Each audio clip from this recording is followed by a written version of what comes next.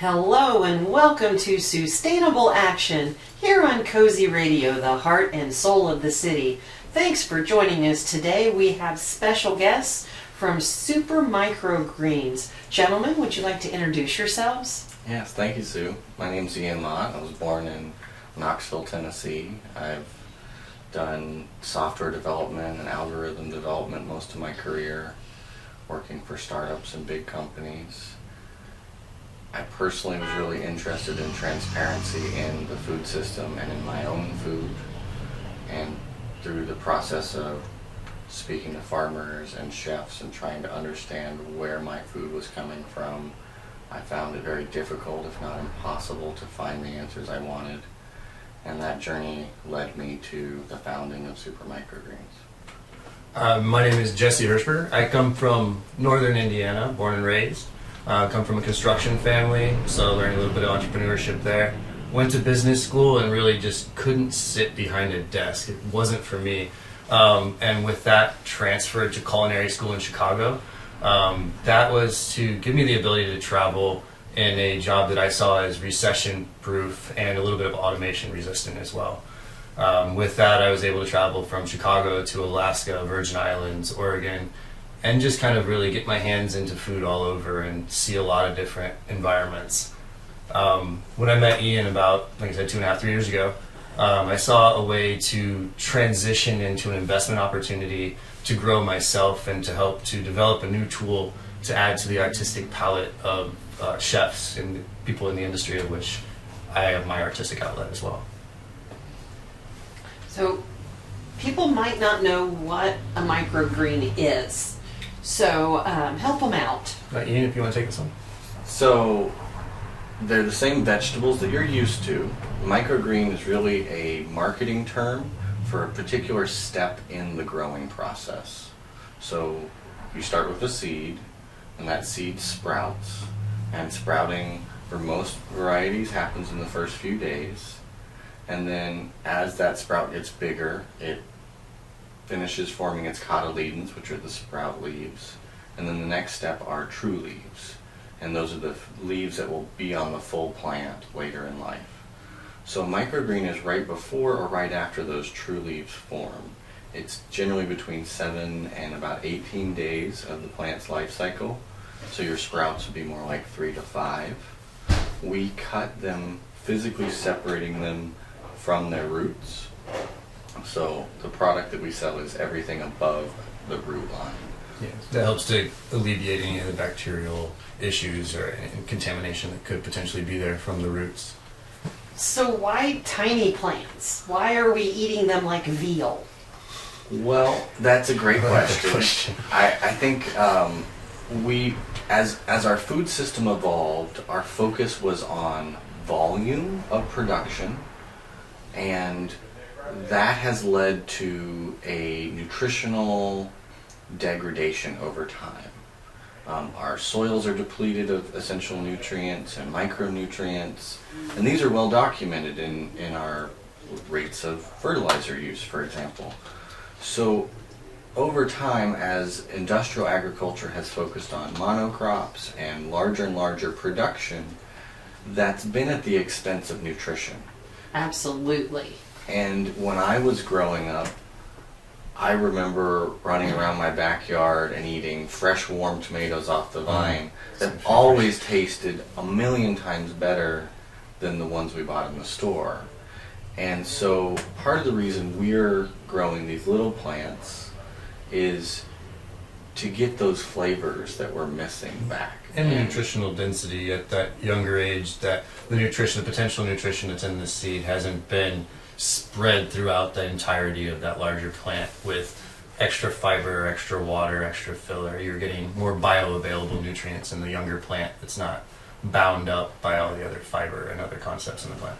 That one right there. Mm-hmm. That's why we should be eating plants like veal, is because in this couple of inches, you have all the nutrition that's going to be in the whole plant when it's 2 feet tall. Yeah, so a good example would be the micronutrients. So we all think of macronutrients generally when we think of plants, but the micronutrients, things like the minerals in like a pink Himalayan salt. A lot of plants need those minerals, and they're not very available in our soils because we've grown the same things over and over again, and they've depleted those out of our soils. So some of the flavor difference that you're tasting is that nutritional difference and the concentration, as Jesse was saying. So think about a head of cabbage. It's mostly water and fiber. So the amount that you have to consume to get any reasonable amount of protein or any other nutrient is a very large amount. And so essentially we've stopped the plant right when the nutrient is at its peak. Yeah, you look at basically the point of diminishing returns on there. We do need to get some more studies in to figure out exactly where that point of diminishing returns is at, so we can figure out where it is most bioavailable. But from the research that's out there, it's right around that, the cotyledon to the FDA's done a lot of studies, and they've looked at a wide range of microgreens, and in general they've found significantly higher levels of all the nutrients. So that's indicating that there is a concentration happening, and that makes sense. If we think about humans, we put a lot of energy into our children, and plants do the same thing. The plant's goal is not to make a big head of cabbage for us to eat. The plant's goal is to procreate. So any nutrients that it does have, particularly micronutrients, let's say it has a deficit of that, it's not going to put that into its foliage. It's going to save it for those seeds to pass on to the next generation. So there's a bunch of energy, a bunch of nutrition in those seeds that may be lost or may never make it into the food system otherwise, unless you're able to concentrate it and consume it at this stage. So space-wise, it's in my mind, you know, when you're talking about, oh look, it's protect and serve. I want to take this moment to thank the Indiana Protect and Serve. They do a great job, and sometimes they drive past while we're recording our show. I always appreciate the firefighters. They show up and save lives 100% of the time. To your question about space, the difference between conventional farming and how we are, is that the direction of where you're going? That's where I was headed. So yeah, so with conventional farming, you have let's go back to timing first and foremost with that. You have a limited window that you can farm with conventional farming. You also have large machinery that's super expensive. It's labor intensive to maintain it, and we can grow inside anywhere. Really, you can drop a shipping container anywhere you want. We can build out a shipping container, set it up with a sustainable water source, electricity, and you can grow anywhere. You can use land that had been previously discarded. You can find buildings. You can find buildings that have been discarded, and you can build them up into something that could sustain your local community. So what we're looking at is one of the ways that we're going to be able to continue to feed ourselves as a species as our planet goes through its evolution. Whether you think humans are causing climate change or that the Earth is just changing, to me that I don't want to argue that part of it. I want to talk about how we're going to survive the changes that we see. So if you look at population density, it's moving towards the cities. People are moving out of the country, they're moving into the cities. Look at China, look at the US, look at everywhere. And our goal is to help to shorten that distance of product to consumption. So if we bring the production to the people, it's going to shorten that delivery time. It's going to shorten it's going to lessen the amount of cost that it takes to bring that food to the people. And you have a lot of the work and live situations, especially here in Indianapolis, being built out. So if we could bring those farms literally to the people instead of bringing the people to the farms or bringing the food into the city, just grow it there. So to really simplify it down to a micro level for the microgreens, we use a 10 by 20 tray, which is a standard tray, 10 inches by 20 inches, so basically 2 square feet, a little under. That's our standard unit. With our current system, we have 5 levels at 8-foot tall ceilings, so we could go as many levels based on the height of the room. So 20 grow areas per shelf. So 20 of those 1 by 2 foot trays per shelf. and that shelf's footprint is 2 foot by 4 foot by that, about 7.5 feet tall. So that is sort of the Lego block. So when Jesse talked about a shipping container, it would have a bunch of those Legos in it. About 10 at our last count. 8 to 10, depending on how you want it configured. And so we're really trying to make the shovel that enables this transformative food production. So if you have 2 by 4 feet, 8 square feet of space, you can start growing 40 square feet of produce in your home. At a 2-week turnover, that's a huge volume of food. And if you think about just laying that out horizontally, that's a significant sized garden plot. And as Jesse said, you're limited by the number of days out of the year you can produce. So, and how long the natural produce that's outside takes to go from the seed to the digestible fruit, so to speak.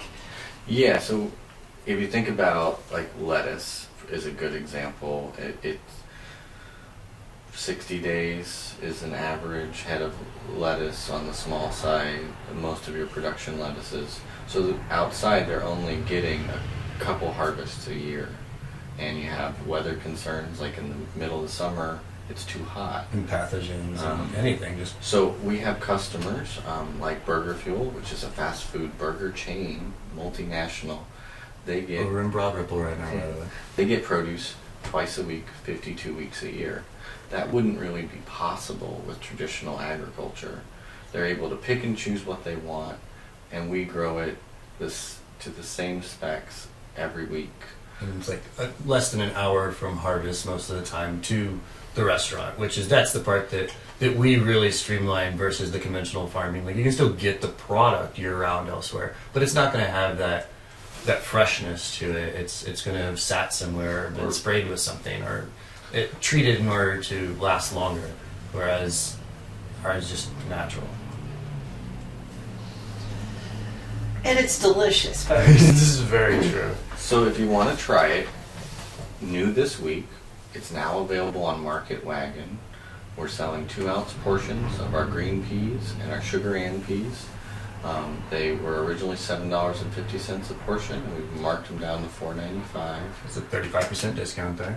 So those, I think there's a couple of each available, and Market Wagon does their deliveries on Thursday. So we'd love for you guys to get to try them yourselves in your home. If you need a link for that, you can just jump onto our website, supermicrogreens.com. It's the first button right there under our name. Take you right to our profile. And see all the products that we have. Yeah, and we'll be adding more products as the weeks progress. We'll get our entire inventory that we produce onto there so the public has better access to it. Because as of right now, we're just direct to restaurants, private chefs, catering, that route. So some other places you can get it are hotels like Omni Hotel, which is a national chain. Luvino and Fishers and Downtown. They're a regional chain with locations in 3 major cities, Louisville, Cincinnati, and both the locations, Fishers and Downtown. We also work with private chefs such as Josh Stone King, and he's working out of the Vanguard in Broad Ripple. And every Wednesday he's having sandwich nights there at the Vanguard. Absolutely delicious. And he uses our pea shoots on his the pork tenderloin, which is a portobello vegetarian like pork tenderloin takeoff. Nice. And he does meal prep and private dinners. So if it's something that you want to try and you aren't sure how to do it and you want to start easily, he's a resource for having someone do preparation for you. I think that's a really nice option with people being so busy these days. They still want to eat well, but they don't necessarily have the ability to cook all the time. And your website, again, supermicrogreens.com. isn't that easy, folks? So supermicrogreens.com. Thank you, sir. And we're on all the social media sites. You can check us out, and those will all link back. So if you want to see pretty pictures and usage, we focus on chefs I on the Instagram we have a chef's creation button in our history where you can look at different ways that local chefs in the area or friends of ours have utilized the greens with some recipes on there as well, which is something I personally want to get more into is releasing more usage for people to help gain that knowledge so that you can bridge that gap between what is this and how to consume it. So they just won't be throwing them on top of the salad that they know how to make. Right. It's helping to educate the consumer to utilize the product as an ingredient versus just a fufu garnish at that point. Which let's trying to elevate it from what kale used to be when it was used as a garnish on the side. At every Greek diner, you got your little leaf of kale. You have your couple grapes, your orange. Like everybody knows it. And now it's all the biggest superfood. Everybody's out. It's that trend, that aspect. But I love kale. With that, back to bioavailability, kale has to be processed in order for your body to properly get all of the nutrients from there. You either need to break down the cell walls in order to get that proper nutrients, or your body's going to have to use more energy in order to get it. Whereas our greens, so we can grow kale just as well, and you can have all those nutrients bioavailable raw, where you're not going to have to like massage it or cook it or process it in any way, shape, or form to get that positive from it. It's a beautiful thing, guys. It's It beautiful is. things. Thank you. Tell me more. Tell us more. We need to know more. I think the why is really important. You know, the what is important, but I think in our modern day we often lose track of the why. And so we really want to be focused on the short-term and the long-term vision and mission. So when I started down this path, my focus was on transparency in food, how the food system could be improved through systems to provide more transparency. When you get produce from super microgreens, you can be sure what you're eating, seeds and water. And that to me is really one of the big fundamental differences, is that we're not adding soil or any liquid fertilizers.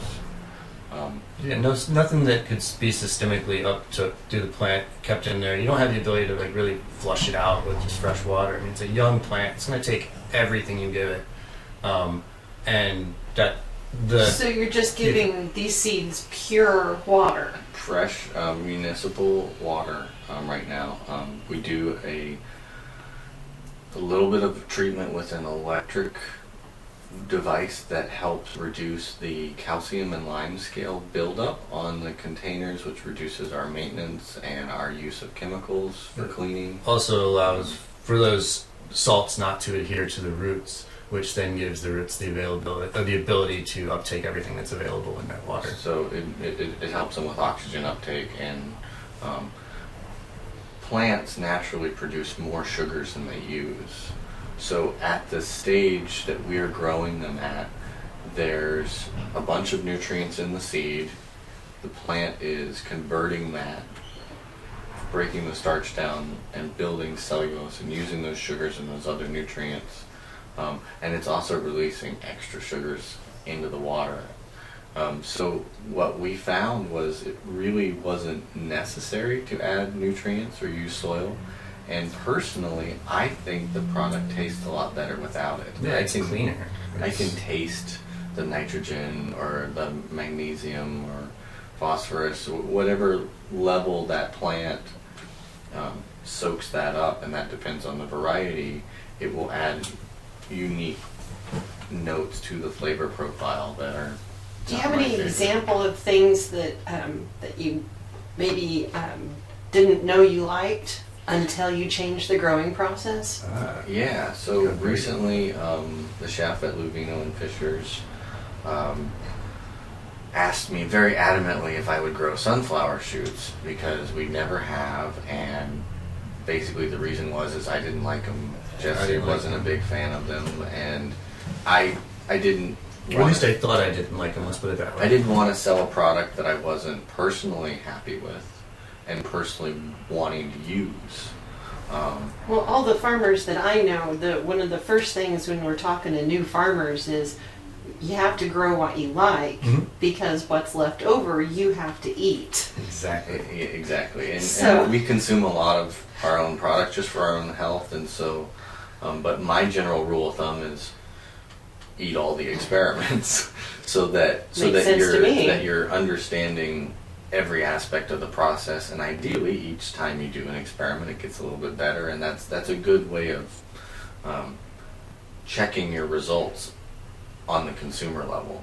Quality control starts with your mouth and your taste buds. Oh yeah. So we grew these sunflowers, and I just decided that I would try some again after the first batch, and I took them home and we cooked with them and we used them, and what I noticed was the flavor that I didn't like wasn't there. And after doing some tasting since and talking to some other growers, I'm fairly certain that it's the nitrogen levels that I was tasting.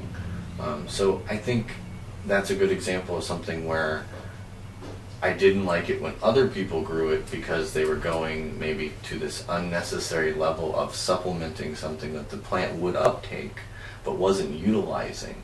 The plant was storing for later production, and so then having a For very the next high, phase of its growth. Right, because the first like 18 days, it's really utilizing all that potential energy from the seed and dispersing it right, amongst so the it's plant. so it was just storing, or this is my assumption, is that it's storing that nutrient for the next batch of foliage that it's going to produce, which makes sense to the plant, but is not necessarily what I want from a flavor profile.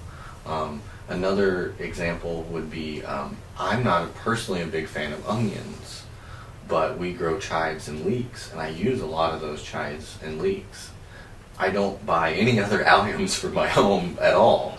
And so to me that's an interesting example of something that it's not even that I actually like it very much, but it is consumable for me in this form. I find it more accessible. So as Jesse said, I think using them as an ingredient is the best way. But what I always tell people when they first start is just put it on whatever you're already eating. Because once you start consuming it, everything else will come later. The first step is to just consume them. And it's not, and a lot of the individuals I've spoken to when trying to introduce them to microgreens are really curious. Like, they think it has to be raw, you have to do it this way. It's like you eat a whole handful of stringy raw vegetables. Like, it's not really appetizing sounding. I am not a rabbit. Right, They will exactly. say, Oh, yeah. I am an omnivore. Or my kids don't eat those. We don't believe in vegetables. That was an interesting one. Holy cow. But they can withstand some heat as well. You can, any microgreen for that fact. They are concentrated flavors, so you really do have to be careful in overdoing. I've done that with cilantro when it had the coriander pod still on it, and I destroyed a dish. But Sad. a nice light saute. You can utilize really any green in that fact, and just chop it down nice to about a quarter-inch, half-inch size. Add it right towards the end of whatever saute you're doing, making sure that it's just a nice light hit. Pull it off. All your nutrients are going to be there still. It's not going to be cooked off. You are going to lose a little bit from the heat, but if you have that in the dish, it's going to retain within all the other ingredients. So stirring in those pea shoots at the end of my stir fry. Yeah, like for that last last 30 seconds. Yeah, that last moment, so they just It's just like a quick blanch almost at that point, so it just locks in that flavor, locks in the color. Another usage, individual, a friend of ours, a good partner, Leo Cologne. Leo has Leo's Wellness Bakery. It's a CBD bakery. He's working out of the Legion up in Broad Ripple, but he's currently been making a pesto using our pea shoots. So he has that for sale over at the Winter Farmers Market. So it's I think it's like 90 milligrams of CBD he's put into there. He's developed all of his recipes to help his son who has autism, and he's been absolutely killing the game. And he's using our pea shoots in wraps as well as the pesto, and just trying to get it out as an ingredient. I've been really enjoying pickling. Oh, it's super tasty. So like I finish a jar of pickles and then I take whatever my leftover greens are for that week that might be on the edge, and I put them in the pickle juice, and that's an amazing preparation that I find eating on a lot of meals. I really think they're more versatile in some ways than the full-grown counterparts. Yeah, I mean, we've been taking it to the point of doing really, really low heat dehydration, freezing and then dehydrating. Granted, if you had a straight freeze dryer, you would maintain a lot more nutritional value. But then taking and powderizing that and putting it in different blends in order to have it in either capsule form or pressed pill form or just a supplement powder. And so that's some formulas that we're currently still working on before we release that. Smoothies, juices, I really think they're, you wouldn't necessarily put a handful of peas, regular peas, in a smoothie. You could, and people do pea powder and stuff, but whereas the pea shoots, I feel like are really accessible in that form. It brings a lot of flavor. It brings that sweetness that you're looking for. It brings a little bit of the tannin, that little bite that's in the back of your mouth when you have a red wine. And just levels everything out. It's a beautiful thing. Remind everyone of your website again. Supermicrogreens.com. That's greens plural. So it's 3 words, super, micro, and greens. Excellent. And this is Sue Spicer with SueStainable Action here on Cozy Radio, the heart and soul of the city. All right, guys, Thank you so much for having me. No, we're still going. We're still going. I'm just reminding people who they're. If they turned in part way, this is who we are. To that other reminder, anytime you want to grab some fresh greens, just jump onto Market Wagon. They search for super. Search for super microgreens. Search for pea shoots. There are other individuals out there that are selling them as well, and I recommend order a little bit of each. Or order our pea shoots, order somebody else's. Do that trial, do the Coke challenge for yourself. And we love your feedback. Our goal is to consistently produce the best produce possible. And so we're always trying to make our processes and procedures better because we really want to enable other growers as well. Is that your end game? The long-term goal is to help change the entire food system. So our technology, the software and the hardware that we've developed, really could and will apply to all aspects of plant production. So starts, microgreens, clones, grafts. So long-term, we want to help row crop farmers, we want to help anyone who's interested in growing more produce with more consistent genetics, as well as just more consistent production volumes. Well, there's applications for, you talk about 40 square foot of growing space in like a cube form, like Legos. So like it's the double wide closet Exactly. in that ranch style home that is a rack system with the water infiltration and the 1x2 trays, and you're talking about a year-round garden in a double wide closet. Yeah, a year-round garden. It also could be, some of the other applications for a system that we talked about would be like a plant sitter. Let's say you're going to go out of town for the winter. If you know your plants are getting consistent light, consistent watering on a regular schedule, that would be a huge peace of mind. And that's part of where the software aspect of it comes in. Does that mean that you have a computer program that tells the different components when to do their thing? Like, do you keep the lights on all the time? Does it run water all the time? So the current version of the software manages our inventory, our planting, harvesting, and reporting. The IoT elements of controlling and displaying data from the sensors are on our roadmap right now. Right now we use some Wi-Fi switches that allow us to set the schedules from our phones anywhere in the world. Maybe for the lights and for the watering. So We are going to integrate those controls into the software over time, but right now what happens is seeds come into the farm, they get checked into the software.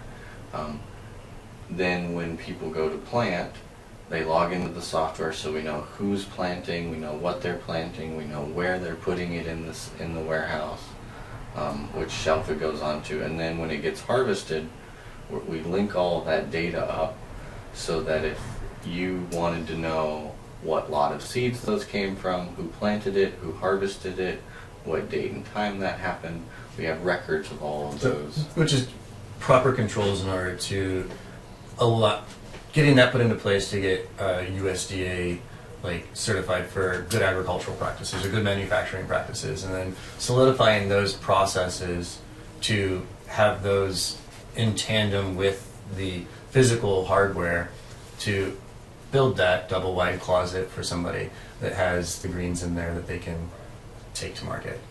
In our case, because we're on a 2-week cycle, we're very rarely adjusting the lighting and water schedules now that we have them dialed in.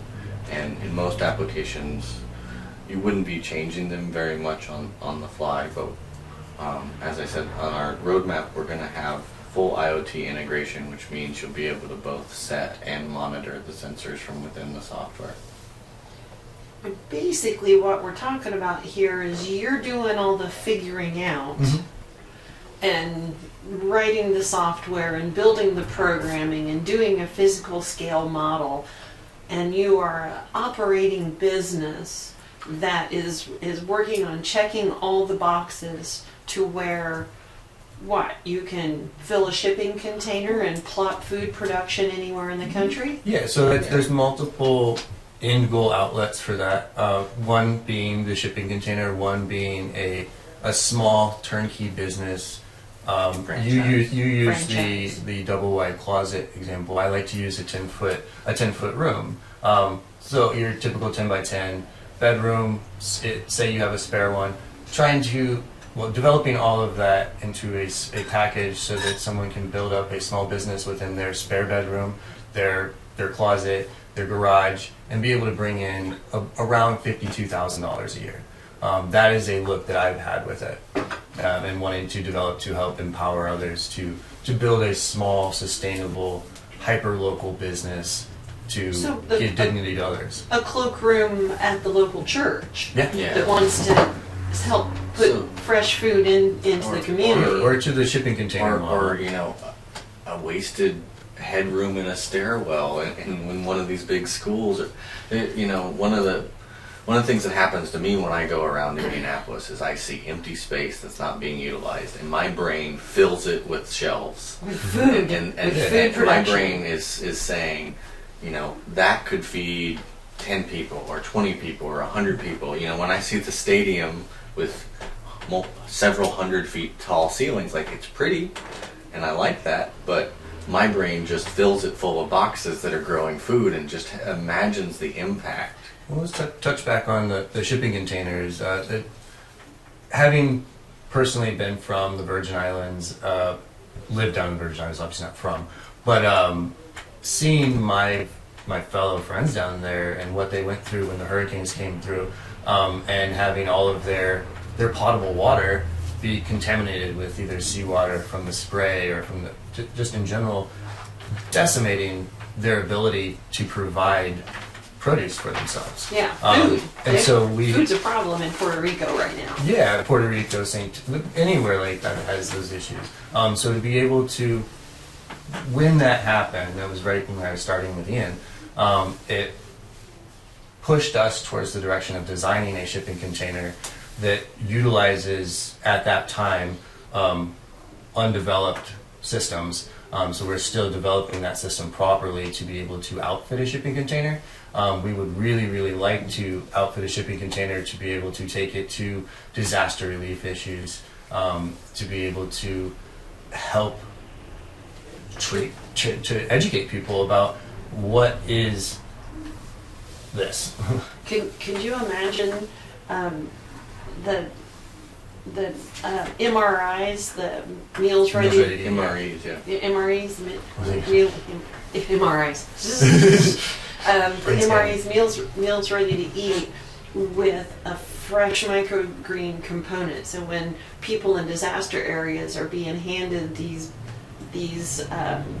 old army bag things of basic sustenance, being able to add that baggie of microgreens to go with it, it would make such a difference in people's bodies being able to survive those harsh conditions that are come up because of those natural disasters. So it interests me to no end the concept of being able to take this food production and plop it in places where Mother Nature has just eradicated food production. So a dream that I would have for that is a shipping, and this is something that we spoke about, is a shipping container that is set up, ready to go. Two different ways you could do it. You could pack all of the empty space with all of the products, things needed in order to, once that hits, be up and running immediately. Or my vision would be that would be, it's a 5-10 day time frame before it gets from us here in Indianapolis to down in St. Thomas or to Puerto Rico or anywhere for that matter. So why not start the grow session right here? By the time it lands where it's going to be, you immediately have fresh produce. Now, there are some issues, obviously some things to figure out with that, but that would be my dream for that. Or you can even have that being on the back of, let's use to go into a big story of the fun stuff we've thought about. The shipping container that would be on the back of an automated truck that would be driving around wherever. So and it's truly distributed production. Yeah, and so we could automate out so that the shipping container is planting and seeding itself, and so you're just putting an order in and it's going to this network of trucks that are traveling around, and it plants for you and then comes by your house on the day it's ready to go, and there's your product. Yeah. Again, that's a huge dream. Another application of AI that makes universal basic income a thing. Yeah, kind of scary. Necessary. I'm more of a hands-on food production person. I think we benefit as human beings when we interact with our food. So that's one of the reasons I wanted to work on a curriculum with some partnerships that we've done. The concept around the curriculum was, how do I communicate to a first grader everything they need to communicate to someone else how to do the production? So I wanted to train the first graders to be able to train other people. So not just be able to do it themselves, but be able to educate the children to educate their parents. Right. And it's like, I'm not going to get so that doable. grandmother to change her habits, but her grandchild has a very good chance. So to the example of the farmer's market and the kids that came by, the parents say, "Oh, my kid won't eat that," and the kid threw a fit until the child was given some more greens, and then threw another fit when her mom wouldn't buy it. So I think that's beautiful. It is. I think it's their body telling them what they're missing. Exactly. So I'm of the opinion that knowledge is the biggest issue here. So I want people to be empowered and have the dignity to grow for themselves in their own homes, on a small scale that makes sense, that actually impacts their budget and impacts their nutritional levels. That being said, I also want to be realistic. We have a very big food system, and half of the people today live in cities, and we're projected to have another 25% of the people move into cities in the next 12 years. I'm hoping we can avoid that with free broadband across the country. I'm optimistic of some of those things, but I also think it's just sort of a natural part of our societal cultural evolution that's happening right now as we're shifting, we're having a paradigm shift. And so I want to protect people's ability to have access to food. And so, as Jesse said earlier, I think that means bringing the production to them. Because when the food is produced outside of your vision, you don't have that transparency, and for me that's one of the critical pieces that we've lost in our modern mechanized food. And we don't know what's in our food. And so we've been the largest petri dish ever with that. Like, it went to commercialized food, and there's not enough research in what is the effect of that afterwards. And it's like, now we're living that. We are a science experiment. Right. And I mean, everything that comes to market now, I mean, I use CBD as an example just because it's one of the more prevalent ones right now. And then, or cannabis in any way. But showing that we need more research before we can do it. Well, we should have done that before, so we wouldn't have these systemic issues that we're currently having because of the commercialization of the food chain. Yeah, and I think I'm Roundup ready. Yeah. Oh man, yeah, I've definitely consumed my fair share of Miracle Grow on Christmas one year. Anyways. Yeah, it's really rough that the food supply right now is in a state where we don't have control over it. We don't have control over the flavors. Yeah, the mass production just leads towards mass disease. You get the melon outbreak in southern Indiana, listeria. If we move our focus towards these smaller, more detail-oriented farms that are hyper-local, like, it doesn't just have to be microgreens. Like, we need to focus on the growth of everything for that matter. Microgreens is just a very good in for us at the moment.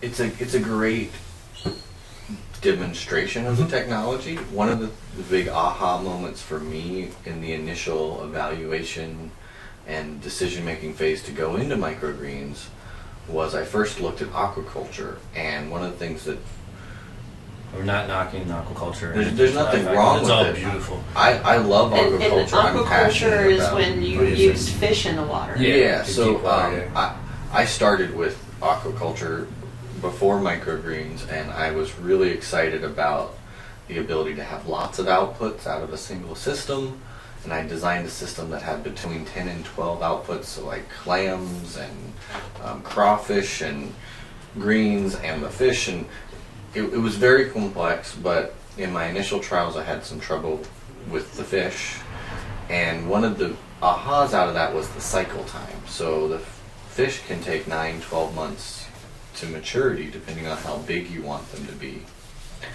and we grow 14-day cycles, so it allows us to do a lot more experimentation, and it allows us to refine things in a way that we couldn't do in the time frame that we have if the cycle was larger. If we were doing full heads of lettuce at 60 days, well, we could do a quarter of the cycles, a quarter of the experiments that we're doing right now.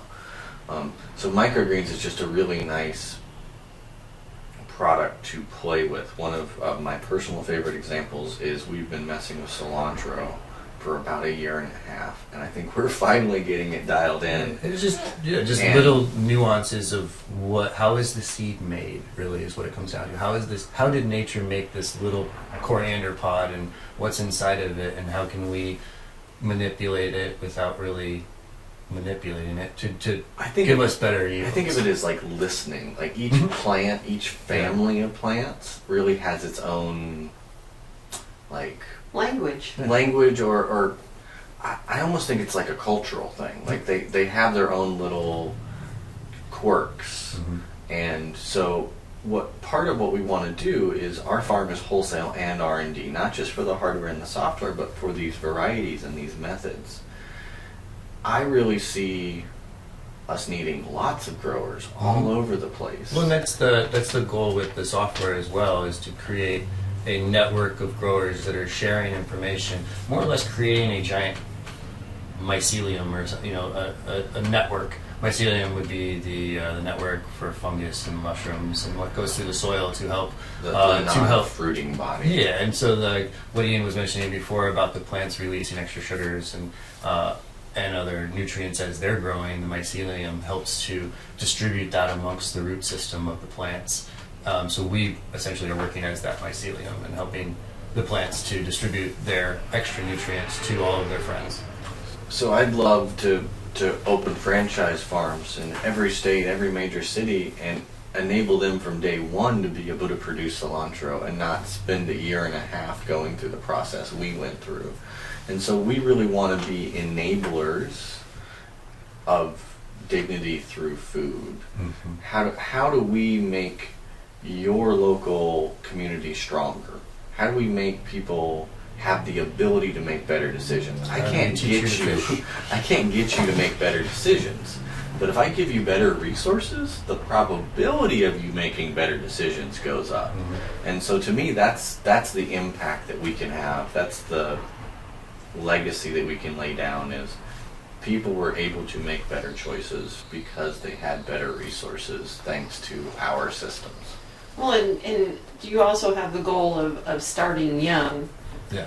Which, when you get people hooked on Get 'em used to a real pattern. food flavors, you get them used to this, and they feel different, and kids understand this quicker than... Well, my nieces up in Fishers, Carmel,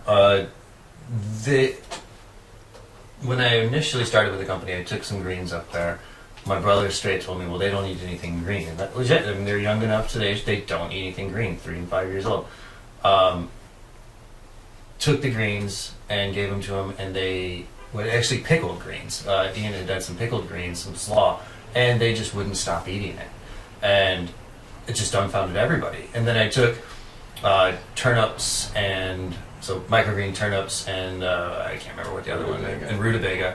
And I chopped it up and mixed it into a 30-40. The 30% was the greens, 40% was turkey, and made meatballs out of it. And so in every portion of meatballs, you're getting vegetables, and it's just super nutrient packed. I don't know, it just blows my mind. It's just...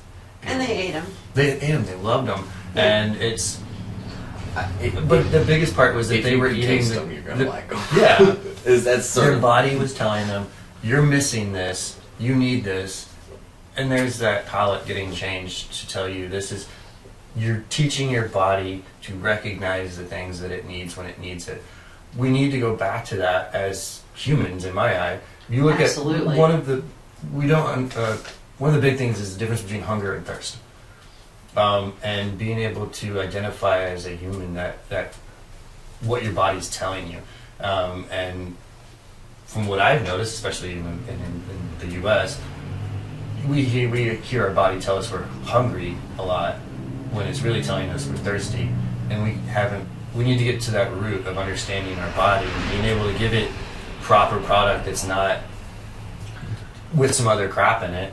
You're going to be able to train your body to react better to the other things. Well, guys, we're coming to the end of things. Is there that went fast. any points that you need to make before we go? Well, one big one, obviously, where are we available? Jump on Wagon, jump on our website, supermicrogreens.com. Check out Instagram.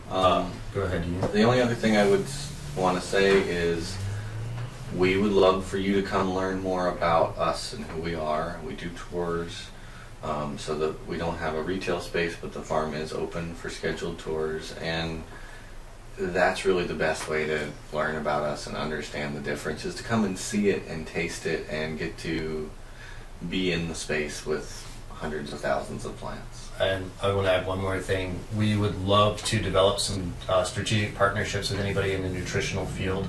Help us do some experiments to figure out what is the actual nutritional density of the greens of which we are producing, so we can showcase Versus the base. Versus ones grown in soil, so we can showcase what does this seed actually contain, how are we helping others, and helping with that knowledge. Gentlemen, this has been an enlightening conversation, been a very enlightening conversation. I hope our listeners have enjoyed this talk as much as we all have. Yeah. This is Sue Spicer with SueStainable Action here on Cozy Radio, the heart and soul of the city. Thanks everyone for listening. Thank you. Thank you, Sue.